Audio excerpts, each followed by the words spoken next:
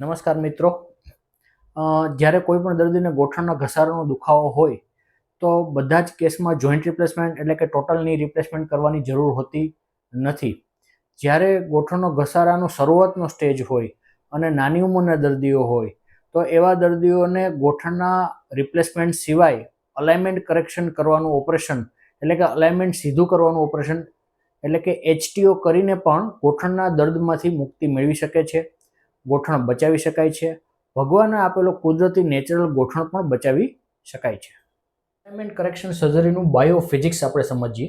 આ પેશન્ટનો સ્કેનોગ્રામ એક્સરે છે, standing x ray છે, જેને HKA એક્સરે કહેવાય, હિપ, ની અને એન્કલ એક્સરે.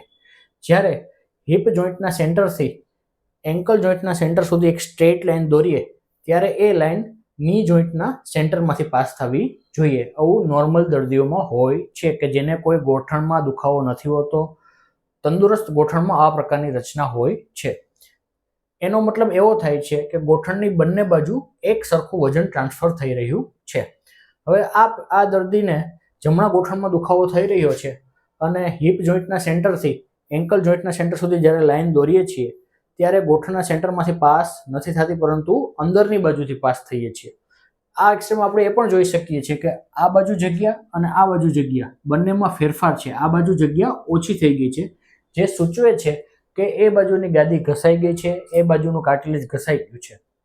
તો આવા કેસમાં દર્દીને ગોઠણના દર્દમાંથી મુક્તિ મેળવવી હોય તો અલાઇનમેન્ટ કરેક્શન સર્જરી કરી શકાય. કેવી રીતના જોઈએ આપણે. આ ઓપરેશન પછીનો એક્સરે છે. ગોઠણની નીચેથી ફ્રેક્ચર કરી પગ સીધો કરી અને અલાઇનમેન્ટ સીધું કરી શકાય ખરા. ઓપરેશન પછીના મેકેનિકલ એક્સરેમાં આપણે જોઈ શકીએ છીએ કે હિપ જોઈન્ટના સેન્ટરથી એન્કલ જોઈન્ટના સેન્ટર સુધી જ્યારે આપણે લાઇન દોરી રહ્યા છીએ ત્યારે એ ગોઠણના સેન્ટરમાંથી પાસ થાય છે, બલકે ગોઠણના સેન્ટરથી પણ લેટરલ એટલે કે ફ્યુજીસાવા પોઈન્ટ ઉપરથી પાસ થઈ રહી છે. જેથી કરીને અહીંયા જે લોડ આવતો હતો અને જે ઘસાઈ ગયેલી ગાદી હતી એના ઉપરથી લોડ જતો રહ્યો અને લોડ પેલી બાજુ ટ્રાન્સફર થઈ ગયો અને લોડનું ઇક્વલ ડિસ્ટ્રીબ્યુશન થઈ ગયું, જેથી કરીને દર્દીના ઘસેલા ભાગ ઉપર લોડ નહીં આવે અને દુખાવામાંથી મુક્તિ મળે છે.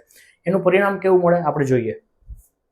ને બહુ ગોઠણમાં પહેલા તકલીફ થતી 4 વર્ષ પહેલા, તો હું થોડુંક કામ કરતી ને ત્યાં બેસી જતી, અને હવે સાહેબ પાસે આવીને તો મને ગોઠણ પગ મારો સીધો કરવાનું ઓપરેશન કર્યું, બહુ રેડી થઈ ગયું. હવે મને દુખાવો બધો વયો ગયો છે. હવે હું દોડી હાલી શકું છું, કામ કરી શકું છું. ઓપરેશન થયું અને 4 મહિના થયા હતા તો હું હાવ રેડી થઈ ગઈ.